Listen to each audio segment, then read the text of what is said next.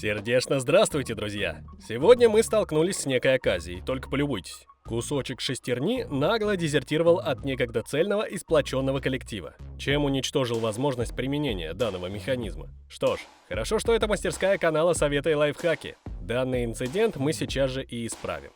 Отдадим наше зубчатое колесо в твердые объятия тисков. Дезертира прочь. В первую очередь сгладим внутренние остроты, оставшиеся после потери жизненно необходимой части нашей шестерни. После приятного сглаживания мы вынуждены прибегнуть к менее приятным уколам. Практически как в медицине. Когда таблетками не обойтись, в дело вступают уколы. Проткнуть нам предстоит все открытые миру оголенные стороны. Сделаем пару уколов в боковую часть. Укольчик поглубже, прямиком в сердце конструкции. Ну и еще несколько в бок и по диагонали. Не увлекитесь, решето нам ни к чему. С уколами закончили, давайте приступим к следующим процедурам. Поменяем положение зубчатого колеса и подстелим под него кусок картона. Зайдем в детскую комнату за дополнительным сырьем. Пластилин и скорлупа от киндера. Все, что удалось без боя забрать у детей. Ну, нам и этого будет достаточно. Давайте отметим следующим образом ровную полосочку для последующего филигранного вырезания.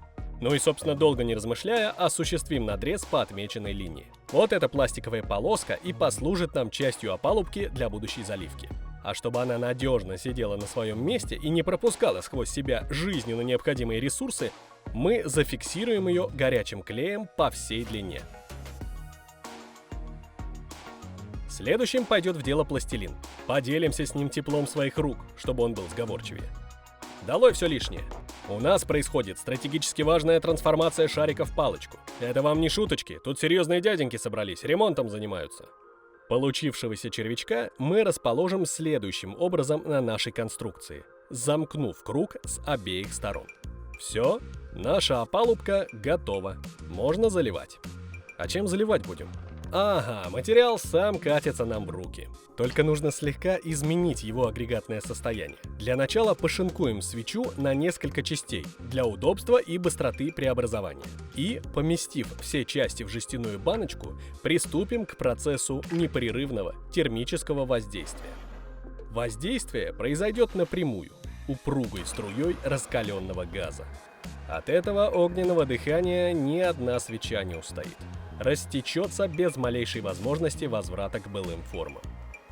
Через непродолжительное время все куски бывшей свечи окончательно преобразованы в жидкую массу, которая волнующе колышется на дне нашей банки. Заливаем расплавленным парафином подготовленное для него пространство. Выглядит завораживающе, не правда ли? Вроде остыло, можно разбирать. Аккуратненько уберем пластилин и все остальное. Отрываем парафин от шестерни и наблюдаем, что слепок готов. Осталось дело за малым. Осуществляем передислокацию деталей. Снизу слепок, а сверху шестерня. Посидите пока, а у нас приготовление прочного раствора. Я у детей еще тиски украдкой подхватил. Приступаем к смешиванию компонентов эпоксидной смолы. После выдавливания из тюбика надо ее хорошенько перемешать. Уж постарайтесь, потратьте минуту ради торжества конечного результата. Не вижу ничего более, кроме как залить смолу в полость, образовавшуюся от потери части конструкции. Зальем и тщательно распределим, чтобы ни один уголок, ни одна предательская щель не осталась без внимания.